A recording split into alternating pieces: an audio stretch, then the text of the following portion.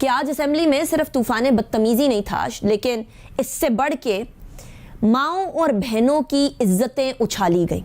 माओं और बहनों की जो घरों में बैठी हैं, जो बाहर आई हैं बाइज्जत रोजगार कमाने के लिए, उनकी इज्जतें उछाली गई।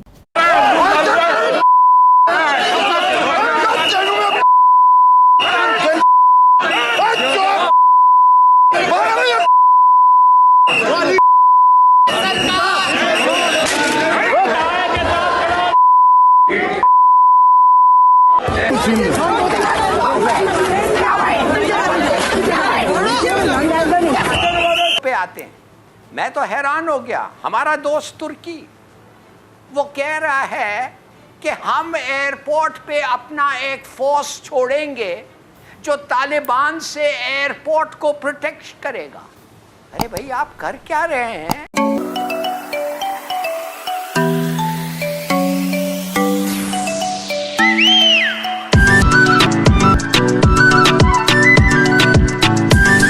हेलो नमस्कार दोस्तों, आपका स्वागत है मेरे चैनल में और चैनल को सब्सक्राइब कीजिए और लाइक कीजिए। चलो वीडियो को स्टार्ट करते हैं और देखते हैं क्या हुआ। कि पार्लिमानी रिवायात तो जैसे सब के सब पार्लियामेंटेरियंस अपने घरों पे किसी संदूकचे में बंद करके आए हैं।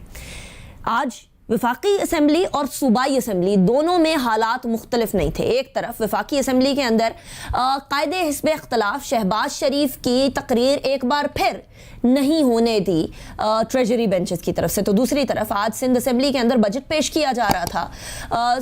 Chief minister of Sindh Murad Ali Shah speech कर रहे थे और इस स्पीच के दौरान जो ऑपोजिशन, सिंध असेंबली की ऑपोजिशन यानी पाकिस्तान तहरीक इंसाफ और दीगर जमातें एक बहुत भौंचाल की सी कैफियत बपा किए हुए थी। कानों पड़े आवाज सुनाई ना देती थी।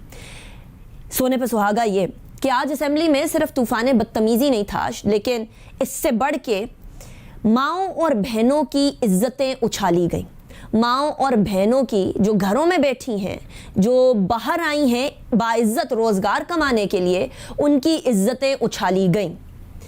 एक तो मुझे इस बात की समझ नहीं आती कि जब हमारे मर्द हजरात जिनकी मर्दानगी इस कदर बढ़ जाती है तो उनको गालियों के सहारे के लिए माओं और बहनों की क्यों ज़रूरत पड़ती है। आज वफाकी हुकूमत के नुमाइंदों की तरफ से एमएनए बिलखुसूस अली अवान की तरफ से और अपोजिशन के भी बहुत सारे हजरात की तरफ से माओं और बहनों की गालियां बकी गई, पार्लियामेंट के फ्लोर पे बकी गई। और ये देख कर के पार्लिमानी रिवायातों का पासबान होने की बजाय पार्लिमानी रिवायात की धज्जियां उड़ाने में अव्वलीन किरदार अदा कर रहे हैं। पार्लियामेंटेरियंस इस वक्त किसी भी तरीके से पार्लियामेंटेरियंस जैसे नहीं दिख रहे हैं। आज हम लोगों ने माओं बहनों की गालियां सुनी है पार्लियामान के अंदर। ये क्या हो गया पार्लियामेंट को? वो भी हुकूमती अराकीन की तरफ से इस तरह का रवैया। ऊंचे ऐवानों में जहां बैठकर 22 करोड़ आवाम की किस्मतों के फैसले किए जाते हैं और मुल्क को चलाने के लिए एक एक इजलास पर करोड़ों रुपए खर्च किए जाते हैं, और इन ऐवानों में आवाम के टैक्स के पैसों पर कौम की वकालत करने वाले अरबाब इख्तियार जब संजीदा तरीन बहस के दौरान भी हुल्लड़बाजी पर उतरते हैं, गालम गलोच पर उतरते हैं, तो कौम के सर शर्म से झुक जाते हैं।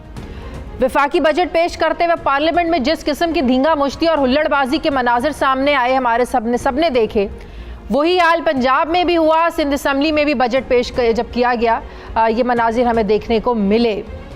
कभी स्पीकर को जूता मारने की बात की जाती है, तो कभी एक दूसरे को अजीब किस्म के अलकाबात से नवाजा जाता है, कभी गालम गलोच होती है, तो कभी थप्पड़ और घूंसों का भी बेदरेग इस्तेमाल देखने को मिलता है।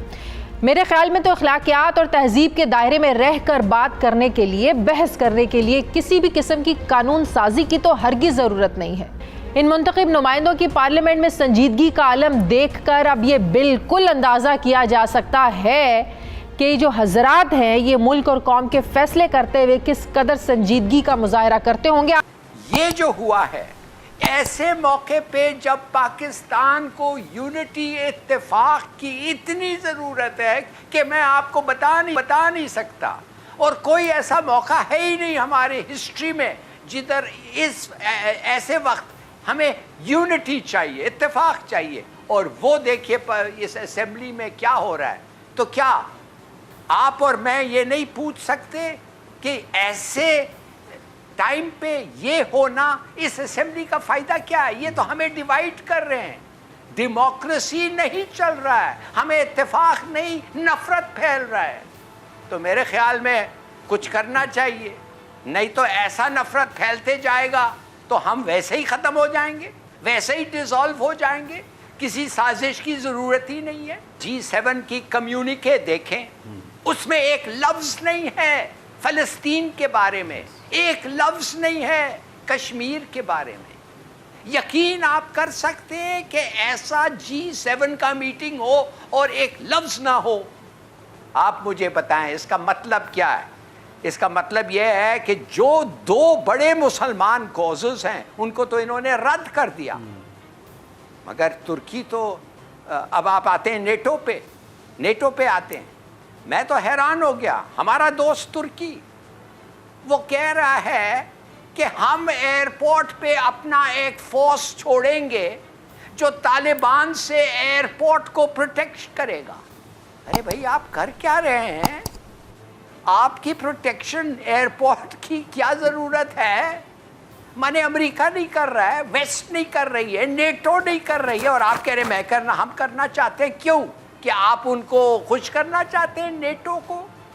अफसोस से कहना पड़ता है, माय गॉड, वो मेजर थ्रेट है।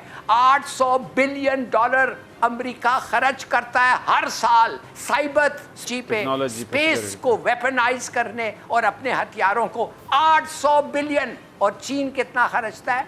250 बिलियन बचते हैं। ये इट मेक्स सेंस ऐसे मुनाफकत? मगर कोई, हमारा दोस्त तुर्की ने कुछ नहीं किया, एसोसिएट हो गया नेटो के कम्युनिके के साथ।